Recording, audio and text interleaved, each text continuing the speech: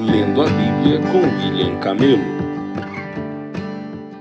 Dia 3 de março, Levítico 27:14 a Números 1:54. Se alguém dedicar uma casa ao Senhor, o sacerdote a avaliará. Sua avaliação, seja alta ou baixa, será definitiva. Se a pessoa que dedicou a casa quiser comprá-la de volta, pagará o valor estipulado pelo sacerdote, mas 1/5 do valor. Deste modo, a casa voltará a ser sua. Se alguém dedicar ao Senhor uma parte de sua propriedade familiar, o valor será determinado de acordo com a quantidade de sementes necessárias para semeá-la, 600 gramas de prata por um campo semeado com 220 litros de sementes de cevada. Se o campo for dedicado ao Senhor no ano do jubileu, será aplicado o valor total. Mas se o campo for dedicado depois do ano do jubileu, o sacerdote calculará o valor da terra de modo proporcional ao número de colheitas restantes até o próximo ano do jubileu. O valor calculado será reduzido a cada ano que passar. Se a pessoa que dedicou o campo desejar comprá-lo de volta, pagará o valor estipulado pelo sacerdote mais 1/5 do valor. O campo voltará a ser legalmente seu. Se, contudo, não quiser reavê-lo e ele for vendido a outra pessoa, o campo não poderá mais ser comprado de volta.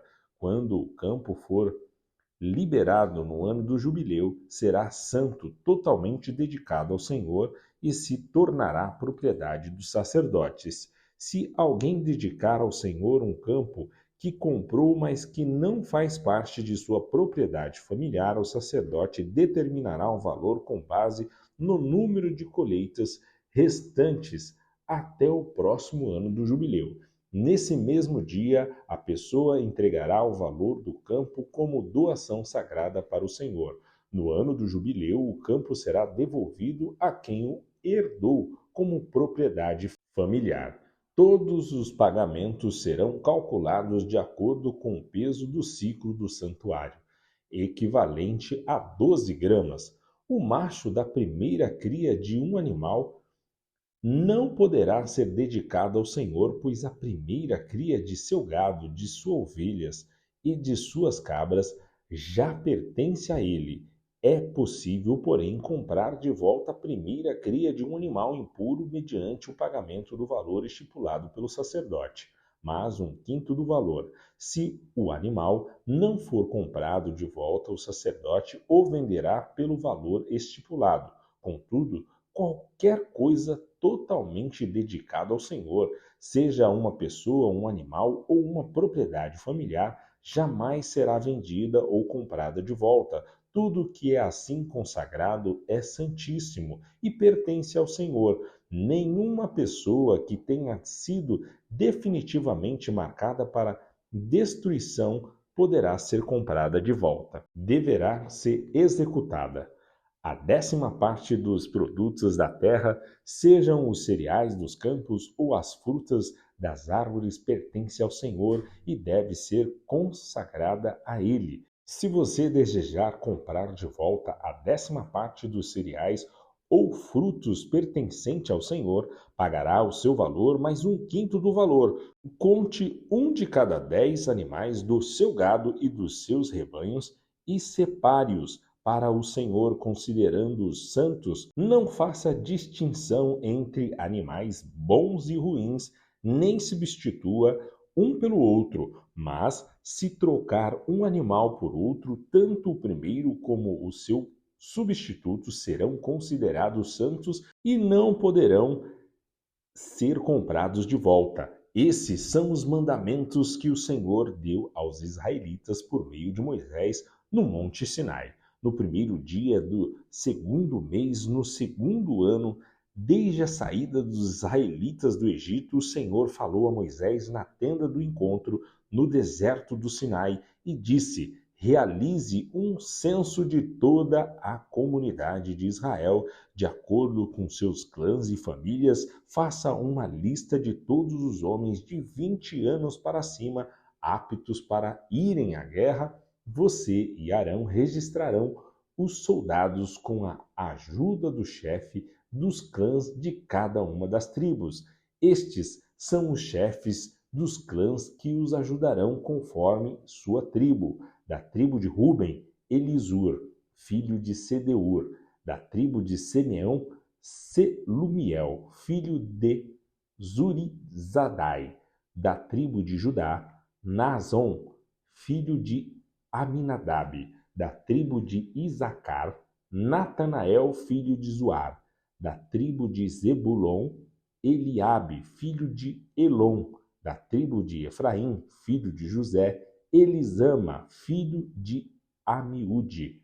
Da tribo de Manassés, filho de José, Gamaliel, filho de Pedazur. Da tribo de Benjamim, Abidã, filho de Gideone. Da tribo de Dan, Aizer, filho de Amizadai. Da tribo de Aser, Pagiel, filho de Ocra. Da tribo de Gade, Aliasaf, filho de Deuel. Da tribo de Naphtali, Aira, filho de Enã. Esses são os representantes escolhidos das comunidades líderes das tribos de seus antepassados, chefes dos clãs de Israel. Assim Moisés e Arão convocaram os líderes nomeados e naquele mesmo dia reuniram toda a comunidade.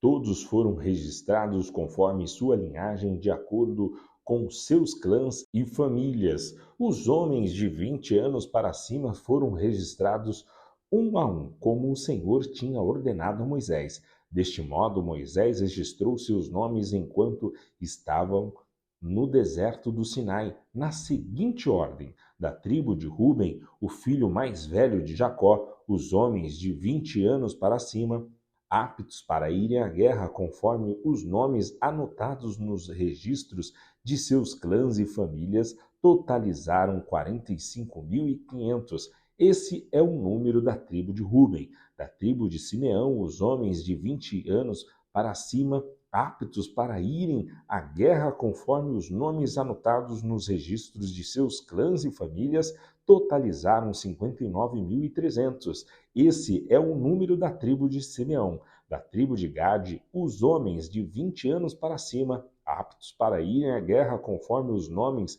anotados nos registros de seus clãs e famílias, totalizaram 45.650. Esse é o número da tribo de Gade. Da tribo de Judá, os homens de 20 anos para cima, aptos para irem à guerra, conforme os nomes anotados nos registros de seus clãs e famílias, totalizaram 74.600. Esse é o número da tribo de Judá. Da tribo de Isacar, os homens de 20 anos para cima, aptos para irem à guerra, conforme os nomes anotados nos registros de seus clãs e famílias, totalizaram 54.400.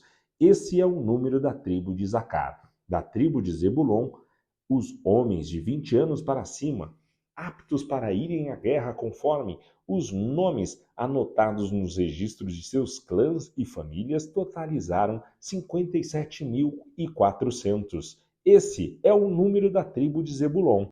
Da tribo de Efraim, filho de José, os homens de 20 anos para cima, aptos para irem à guerra, conforme os nomes anotados nos registros de seus clãs e famílias, totalizaram 40.500. Esse é o número da tribo de Efraim. Da tribo de Manassés, filho de José, os homens de 20 anos para cima, aptos para irem à guerra, conforme os nomes anotados nos registros de seus clãs e famílias, totalizaram 32.200. Esse é o número da tribo de Manassés. Da tribo de Benjamim, os homens de 20 anos para cima, aptos para irem à guerra, conforme os nomes anotados nos registros de seus clãs e famílias, totalizaram 35.400. Esse é o número da tribo de Benjamim. Da tribo de Dan, os homens de 20 anos para cima, aptos para irem à guerra, conforme os nomes anotados nos registros de seus clãs e famílias, totalizaram 62.700. Esse é o número da tribo de Dan. Da tribo de Aser, os homens de 20 anos para cima, aptos para irem à guerra conforme os nomes anotados nos registros de seus clãs e famílias, totalizaram 41.500. Esse é o número da tribo de Aser. Da tribo de Naphtali, os homens de 20 anos para cima, aptos para irem à guerra conforme os nomes anotados nos registros de seus clãs e famílias, totalizaram 53.400. Esse é o número da tribo de Naphtali. Moisés, Arão e os 12 líderes de Israel registraram esses homens, todos incluídos nas listas de acordo com suas famílias. Todos os homens de Israel de 20 anos para cima, aptos para irem à guerra, foram registrados de acordo com suas famílias, no total de 603.550 homens. Esse total, porém, não incluía os clãs dos levitas, pois o Senhor tinha dito a Moisés: não inclua a tribo de Levi no censo e não conte seus membros com o restante dos israelitas. Encarregue os levitas de cuidarem do tabernáculo da aliança e de toda sua mobília e de todos os seus utensílios. Eles transportarão o tabernáculo e todos os seus utensílios, cuidarão dele e acamparão ao seu redor.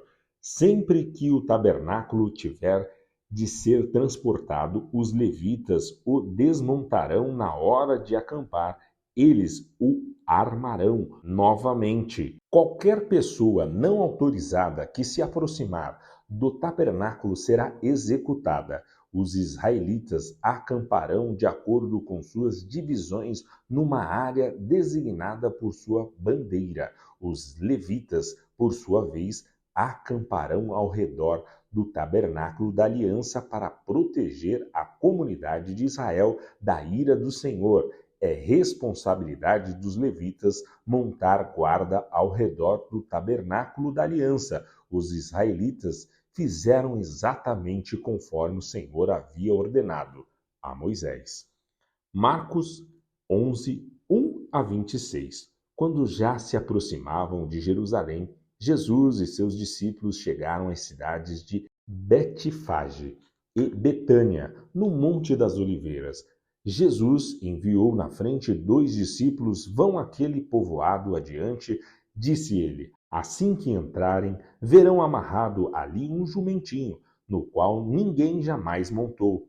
Desamarrem-no e tragam-no para cá. Se alguém lhes perguntar o que estão fazendo, digam: o Senhor precisa dele e o devolverá em breve.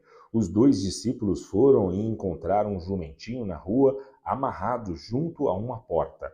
Enquanto desamarravam, algumas pessoas que estavam ali perguntaram: o que estão fazendo desamarrando esse jumentinho? Responderam conforme Jesus havia instruído e os deixaram levar o animal. Os discípulos trouxeram o jumentinho, puseram seus mantos sobre o animal e Jesus montou nele. Muitos da multidão espalharam seus mantos ao longo do caminho diante de Jesus e outros espalharam ramos que haviam cortado nos campos. E as pessoas, tanto as que iam à frente como as que os seguiam, gritavam: Hosana, bendito é o que vem em nome do Senhor, bendito é o reino que vem, o reino de nosso antepassado Davi. Hosana no mais alto céu. Jesus entrou em Jerusalém e foi ao templo. Depois de olhar tudo ao seu redor atentamente, voltou a Betânia com os 12, porque já era tarde. Na manhã seguinte, quando saíam de Betânia, Jesus teve fome. Viu que a certa distância havia uma figueira cheia de folhas e foi ver se encontraria figos. No entanto, só havia folhas, pois ainda não era tempo de dar frutos. Então Jesus disse à árvore: nunca mais coma de seu fruto.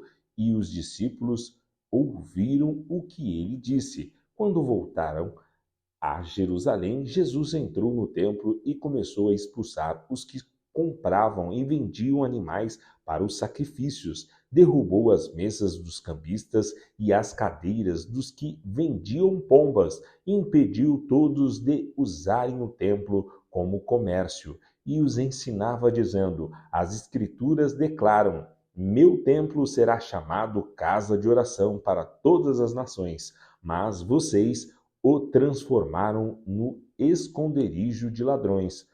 Quando os principais sacerdotes e mestres da lei souberam o que Jesus tinha feito, começaram a tramar um modo de matá-lo. Contudo, tinham medo dele, pois o povo estava muito admirado com seu ensino. Ao entardecer, Jesus e seus discípulos saíram da cidade. Na manhã seguinte, quando os discípulos passaram pela figueira que Jesus tinha amaldiçoado, notaram que ela estava seca desde a raiz. Pedro se lembrou do que Jesus tinha dito à árvore e exclamou: veja, Rabi, a figueira que o Senhor amaldiçoou secou. Então Jesus disse aos discípulos: tenham fé em Deus. Eu lhes digo a verdade. Vocês poderão dizer a este monte: levante-se e atire-se no mar, e isso acontecerá. É preciso, no entanto, crer que acontecerá e não ter nenhuma dúvida em seu coração. Digo-lhes que, se crerem que já receberam qualquer coisa que pedirem em oração, lhes será concedido. Quando estiverem orando, se tiverem alguma coisa contra alguém, perdoem-no, para que seu Pai no céu também perdoe seus pecados. Mas se vocês se recusarem a perdoar, seu Pai no céu não perdoará seus pecados. Salmos 46, 1-11. Deus é nosso refúgio e nossa força, sempre pronto a nos socorrer em tempos de aflição. Portanto, não temeremos quando vierem terremotos e montes desabarem no mar, que o oceano estrondeie e espumeje, que os montes estremeçam enquanto as águas se elevam. Um rio e seus canais alegram a cidade de nosso Deus, o santo lugar do Altíssimo. Deus habita nessa cidade e ela não será destruída. Desde o amanhecer, Deus a protegerá. As nações estão em confusão e seus reinos desmoronam. A voz de Deus troveja e a terra se dissolve. O Senhor dos exércitos está entre nós. O Deus de Jacó é nossa fortaleza. Venham, contemplem as gloriosas obras do Senhor. Vejam como ele traz destruição sobre o mundo. Acaba com as guerras em toda a terra, quebra o arco e parte ao meio a lança, e destrói os escudos com fogo. Aquietem-se e saibam que eu sou Deus, serei honrado entre todas as nações, serei honrado no mundo inteiro. O Senhor dos exércitos está entre nós, o Deus de Jacó é nossa fortaleza. Provérbios 10, 23. O tolo se diverte em fazer o mal, mas o sensato tem prazer em viver com sabedoria.